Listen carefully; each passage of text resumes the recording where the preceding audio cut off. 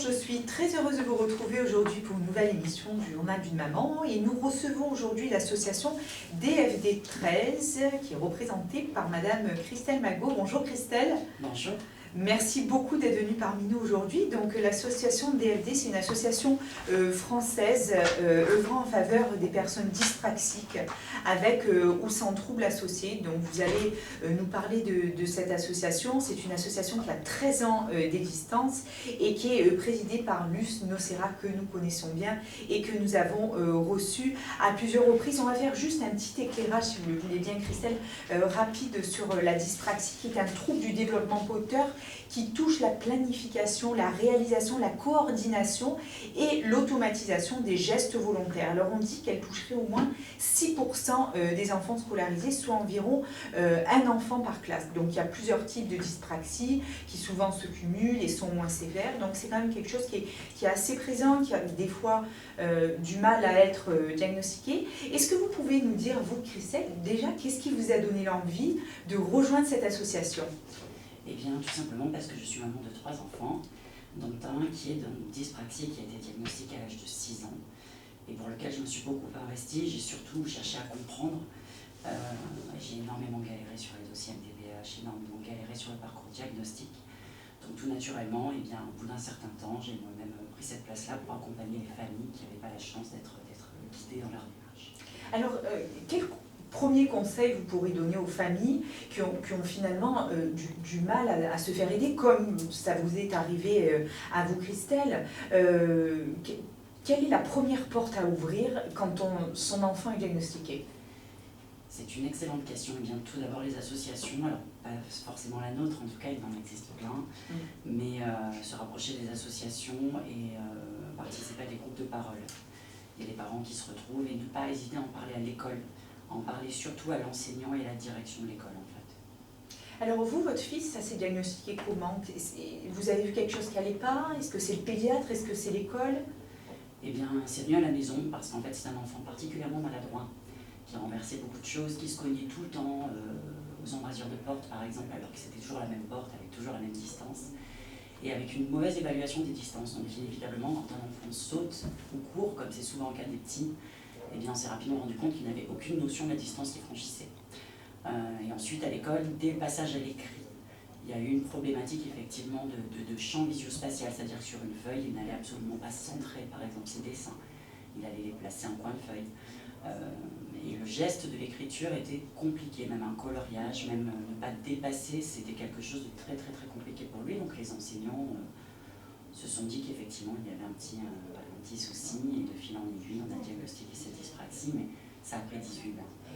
Donc on peut quand même dire que les enseignants sont quand même assez formés pour détecter des problèmes comme ceci, ou vous pensez qu'il y a quand même un manque de formation au niveau de l'équipe éducative? Eh bien malheureusement, il n'y a pas vraiment de formation pour les enseignants, c'est la raison pour laquelle on intervient d'ailleurs dans le cadre de la formation des enseignants. Aujourd'hui, Luce Nocera, donc la présidente de l'association, est dans un établissement formateur d'enseignants pour justement animer ce module de formation parce que ce n'est pas dans le cursus prévu. Donc bien souvent, c'est une fois sur le terrain, une fois qu'ils sont confrontés à ce profil d'élèves, et bien qu'ils se forment un petit peu sur le terrain. Alors, quelles sont les manifestations? Qu'est-ce qui se passe au sein de cette association? Donc, vous recevez les familles, vous donnez des informations, et quels sont les engagements de l'association? Tout d'abord, c'est accompagner donc, les familles, que ce soit dans le cadre des équipes éducatives qui ont lieu à l'école, pour faire valoir leur aménagement, par exemple. Ça peut être aussi dans le cadre de montage de dossiers MDPH qui sont très longs, très compliqués, où on a énormément de documents, énormément de bilans. Donc on les accompagne sur ce montage-là. On les guide aussi sur le parcours diagnostic, c'est-à-dire je reçois très souvent des appels de parents qui ne trouvent pas d'orthophoniste, qui ne trouvent pas de psychomotricien ou d'ergothérapeute. Et là, plus récemment, depuis presque un an, donc je suis élue à la MDPH, donc je siège en commission. C'est la commission des droits et de l'autonomie des personnes handicapées, en tant que représentante des familles, donc sous couvert de parcours handicap. Et donc on est un petit peu l'avocat de la famille. Voilà, on fait en sorte de prendre tous les éléments et de faire entendre. Oui. Oui, pour constituer les dossiers. Est-ce que vous avez un lieu où peuvent se rendre des familles, ou est-ce que uniquement les démarches se passent par téléphone, ou est-ce que vous allez les rencontrer? Non, eh bien, on organise en fait souvent des groupes de parole et des cafés 10 pour aller à la rencontre de ces familles-là. Et il y a également une permanence au 100 boulevard de la Barrasse. On partage les locaux avec École Provence, qui est également une association qui accompagne les personnes handicapées sur tout le champ numérique. Et donc, on organise des permanences donc, sur cette maison de la Barrasse, également sur Aubagne et sur la mairie du 11-12 qui est très active sur le champ du handicap. D'accord, donc vous organisez des manifestations comme ça. Comment se passent les échanges? Chaque parent vient avec leurs enfants, chacun raconte son histoire. Comment sont les échanges durant ces manifestations? Eh bien, très simplement, et on repart toujours enrichi de ces échanges-là. Les mamans ne viennent pas forcément avec leurs enfants, justement, parce qu'elles ont un petit peu peur de ce qu'ils vont entendre, de ce qu'ils vont comprendre. Donc c'est souvent des mamans qui souhaitent justement se retrouver avec d'autres mamans dans un monde d'adulte pour pouvoir partager, pour parler de son enfant et de ses problématiques au quotidien. Et c'est souvent rassurant de se rendre compte que c'est un petit peu pareil chez les autres, parce qu'on se sent toujours seul, on se sent seul dans ces cas. Comment va votre fils aujourd'hui, Christelle, depuis qu'il a été diagnostiqué? Je suppose qu'il y a tout un accompagnement qui s'est mis autour, vous en parliez tout à l'heure, des ergothérapeutes, des kinés.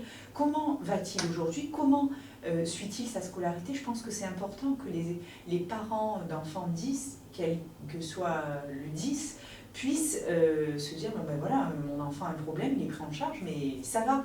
Dites-nous comment va votre enfant. Il va bien. Il va très bien, il est en CM2 aujourd'hui. C'est un dyspraxique visio-spatial avec un trouble déficitaire attentionnel, qui est également dysgraphique, dyscalculique, donc il a des difficultés un petit peu dans toutes les matières dès lors qu'il y a un passage à l'écrit. Cependant, grâce à la rééducation de la psychomotricienne et de l'ergothérapeute, aujourd'hui il a un ordinateur en classe qui a été donc accordé par la MDPH et du matériel pédagogique que l'académie fournit dès lors qu'il y a cette notification MDPH. J'insiste pour les parents de ne pas hésiter à faire cette demande de matériel pédagogique.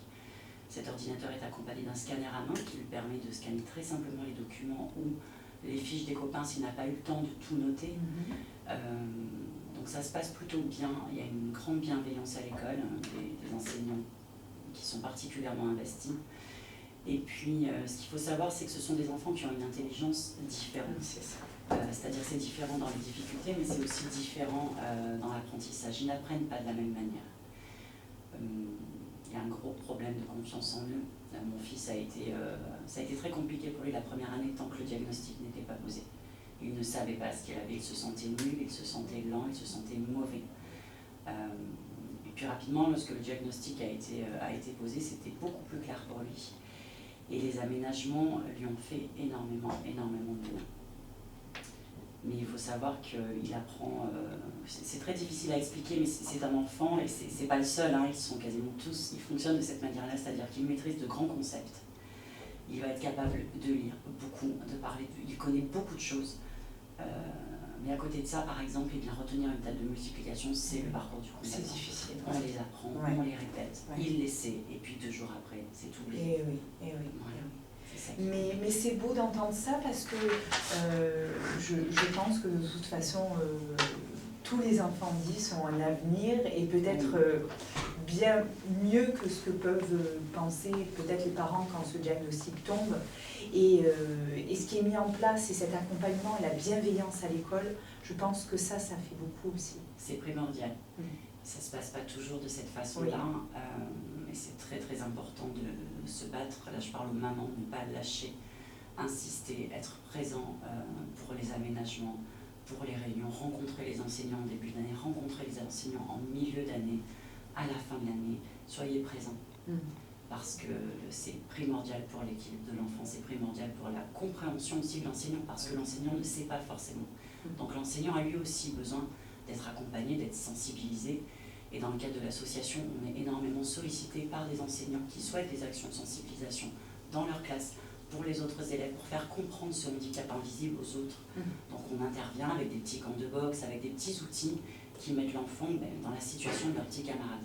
Et ça change énormément aussi le regard des camarades sur l'enfant. Et lorsque on a fait ça dans la classe de mon fils, et que mon fils s'est exprimé sur sa dyspraxie, qu'il a répondu aux questions des copains parce que son institutrice lui a donné la parole, de ce jour-là, ça a été complètement différent. Il a assumé. Parce que je tiens à dire que la dyspraxie, ce n'est pas une maladie. Ça ne se soigne pas, on le lit, on l'entend encore trop. Non, ça ne se soigne pas.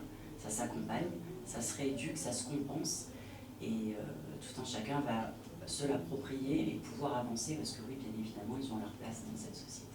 Alors, comment il se débrouille pour les tables de multiplication finalement? S'il n'arrive pas à les retenir, est-ce qu'il y a un aménagement pour lui? Est-ce qu'il les écrit? Alors du coup, chacun va avoir ses petites techniques, mais il se fait une représentation de carte mentale, c'est-à-dire qu'il a des doigts qui s'allument dans sa tête. Voilà. C'est trop mignon. Il part bien comme ceci, et puis quand c'est des tables trop grandes, quand c'est trop compliqué, eh bien, tout simplement, il a le droit de consulter la table de multiplication, parce que l'essentiel c'est qu'il ait le raisonnement, et qu'il arrive à faire des formules et à avancer en mathématiques sans se bloquer sur, comme disait Einstein, des choses qu'il peut trouver dans les encyclopédies. Il ne souhaitait pas s'encombrer le cerveau avec ceci, et c'est pareil pour ces enfants-là. Ou sinon, il allume ses doigts. Exactement. Christelle, merci beaucoup en tout cas. Alors, est-ce que vous pouvez nous donner les dates clés de ce qui va se passer dans l'association? Parce qu'il va y avoir quand même des dates importantes. Est-ce que vous pouvez nous les donner? Oui, tout à fait. DFD 13 sera présent aux Journées de la Diversité, qui aura lieu les 29 et 30 novembre à la salle Valier. L'association sera présente aussi au concert de son parrain, Renan Luce, à Saint-Martin-de-Crau, également le 29 novembre.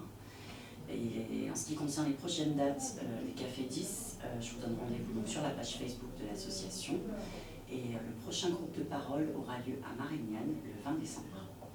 Christelle, merci beaucoup de votre intervention. Nos amitiés à Luce Nocera que nous avons reçues plusieurs fois et nous sommes très à l'écoute de ce qui se passe auprès de ces belles associations. Et puis, je vous dis à très bientôt. À très bientôt, merci. Au revoir.